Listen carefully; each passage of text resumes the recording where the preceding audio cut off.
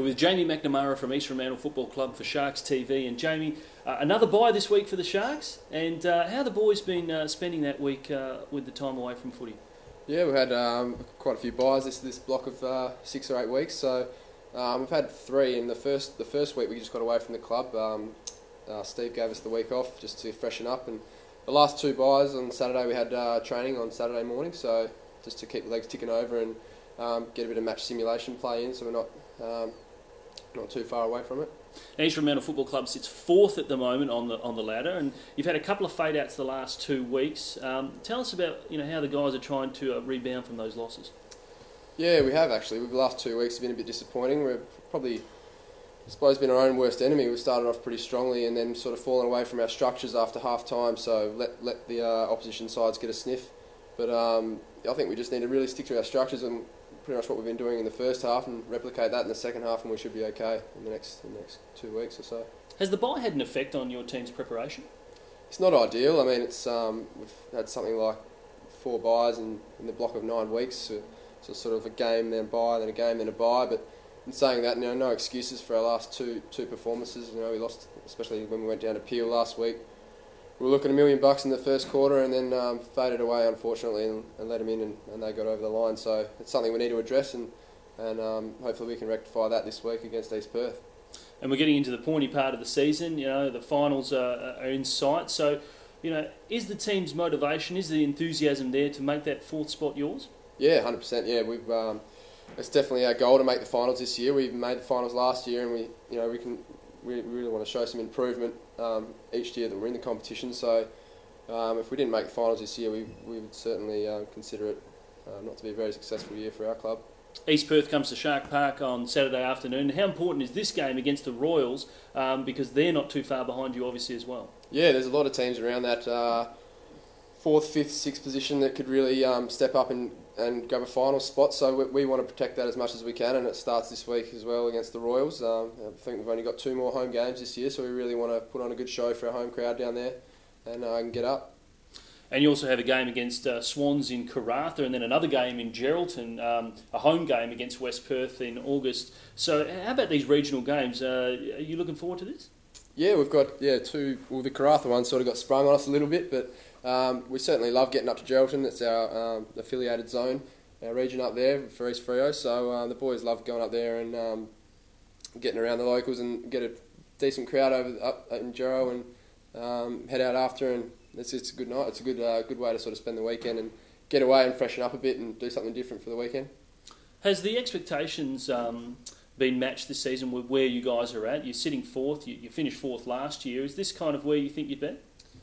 Yeah, I suppose if we sat down at the start of the year and we want to play finals footy and we're sitting in 4th spot, so it's not a bad way to be. But we certainly, our last couple of performances, if we don't start rectifying that, we could be in danger of missing out on the 4. And as I said, we're here to play finals footy this year, and anything else than that would be considered a bit of a failure for us. So yeah, we're very, very motivated to not only just get in the finals this year, but be a strong force when it comes around.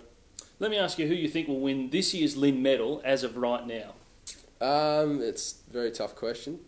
We've had, obviously, Rory O'Brien's playing pretty well. He played state footy, so he'd be a strong chance up there. We've got a few of the boys up forward, like Leith Teakle started really well. He could be a dark horse, but yeah, you never know.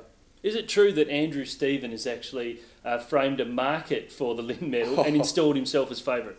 Mate, that would not surprise me one bit with Steve-O, yeah. I'd have to... Hilarious. Tell us about who's the most annoying player at the footy club. Most annoying? Yeah, I'd probably have to say Steve-O with acts like that, yeah. A real prankster. Yeah. And Jamie, tell us about your season so far with East Fremantle. You've had a relatively injury-free year, barring a couple of weeks that you've missed. Have you been happy with how you've been playing?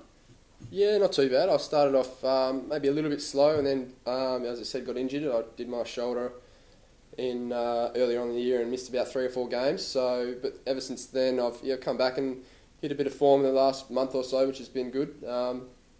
So yeah, I've had an okay season so far.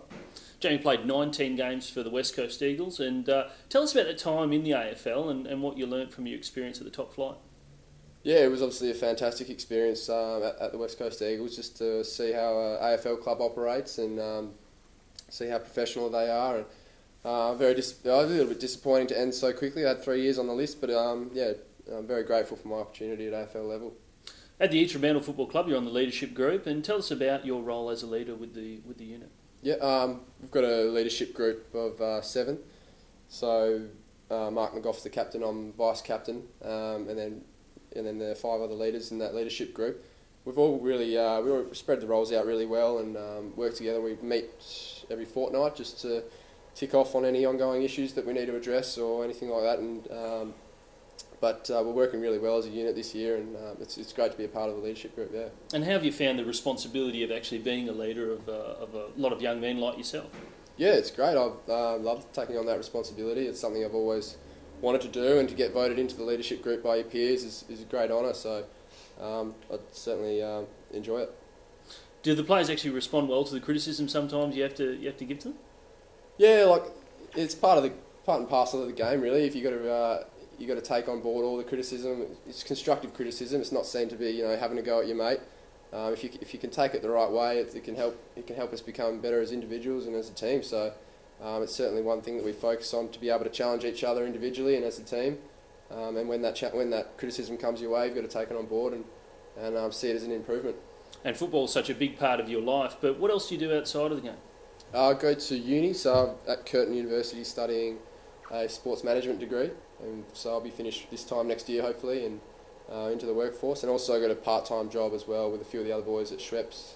I just got that through the club, so yeah. And what about hobbies? Anything else outside of footy? Last month or so I've been learning guitar, so I'm pretty average at the moment, but maybe come back in a year and I'll see how I go. Any songs you can play yet? Oh, like bits and pieces of different songs, but not a full song yet. Maybe a bit of Tracy Chapman, Fast Car. Yeah. That's great. Well, thanks very much, Jamie, for joining us on Shark TV. Thanks, mate. Cheers.